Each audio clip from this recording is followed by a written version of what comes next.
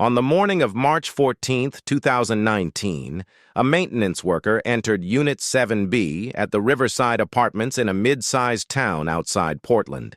The tenant had missed rent. No one had seen her in 11 days. The door was unlocked. Inside, everything appeared normal. The bed was made. Dishes were stacked in the drying rack. A half-finished cup of coffee sat on the kitchen counter. It was cold. The tenant's name was Sarah Quillen. She was 34 years old. She worked remotely as a data analyst. Neighbors described her as quiet and polite. Her car was still in the parking garage. Her phone was on the nightstand, fully charged. Her purse and wallet were on the dining table. Her keys were hanging by the door. She was gone. Police were called at 9:42 a.m. They searched the apartment. No signs of struggle. No forced entry, no blood. The windows were locked from the inside. Her laptop was open.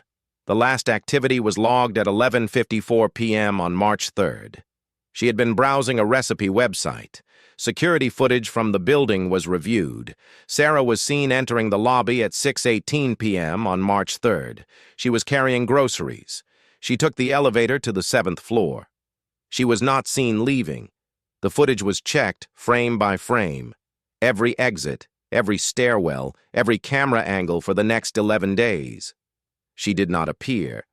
Investigators questioned residents on her floor. No one reported hearing anything unusual. One neighbor said she thought she heard Sarah's door close around midnight on March 3rd, but she wasn't sure. The same neighbor mentioned that on the morning of March 4th, she had seen a maintenance cart in the hallway near Sarah's door. She assumed someone was fixing something.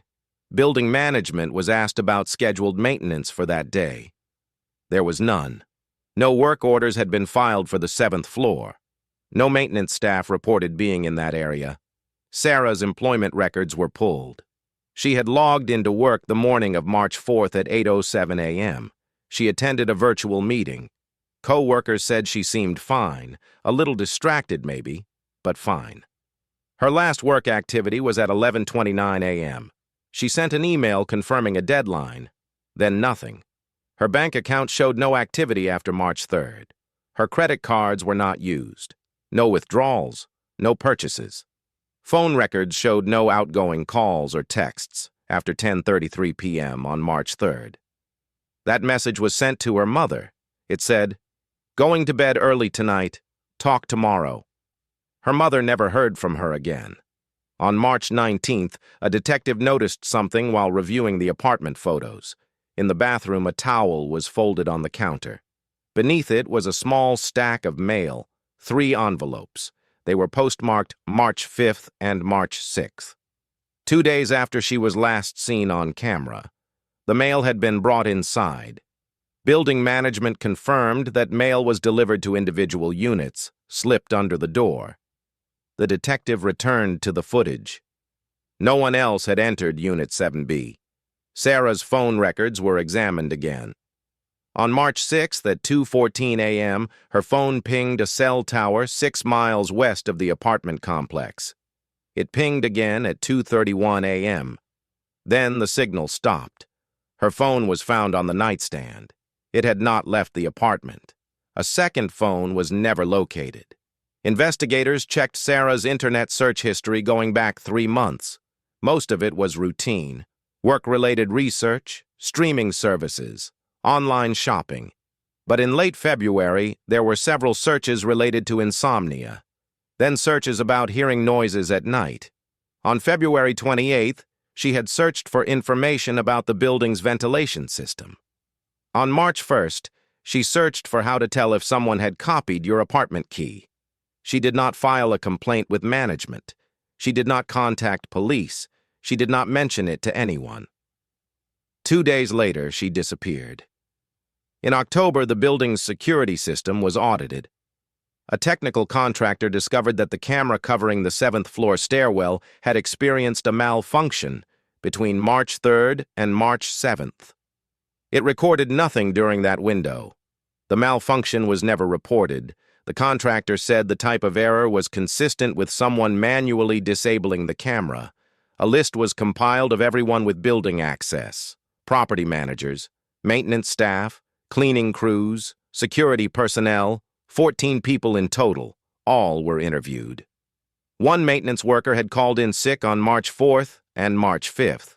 He returned to work on March 6th. His name was Derek Lowe. He had worked at the building for 8 months. Detectives spoke with him on October 22nd. He said he'd had the flu.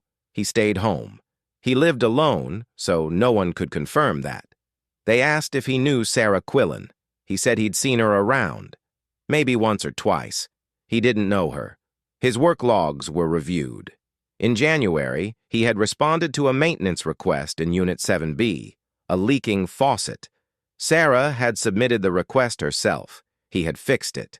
When confronted with this, he said he'd forgotten. He said he did a lot of units. He couldn't remember all of them. Police requested to search his apartment. He refused. They did not have enough evidence for a warrant. Derek Lowe continued working at the Riverside Apartments until November 2019. Then he quit. No notice. He told management he was moving out of state. He did not provide a forwarding address. Attempts to locate him were unsuccessful. His phone number was disconnected. His last known address was vacant. His employment file was reviewed again. The background check had been conducted by a third-party company. When detectives requested the original documents, the company said their records showed the check had been handled by an employee who had been fired for falsifying background checks. Derek Lowe's background check was never properly completed. His Social Security number belonged to someone else. No one knew who he really was. In June 2020, a storage facility 60 miles away contacted police. A unit had been rented in February 2019 under the name Derek Lowe. The payment had been declined. They opened the unit as per their policy. Inside were boxes, tools, locksmith equipment, blank keys. One box had Sarah's name on it. Inside was her webcam, still in its packaging, never opened. Next to it was a small notebook. Dates and times were recorded inside. Sarah's address appeared 14 times between January and March. The last entry was March 3rd. 11:54 p.m.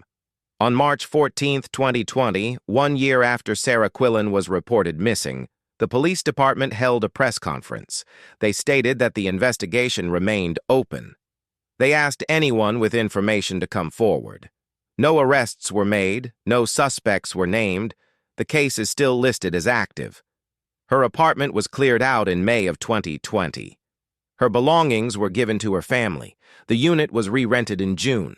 The mail was never explained. Claude is AI and can make mistakes. Please double-check responses.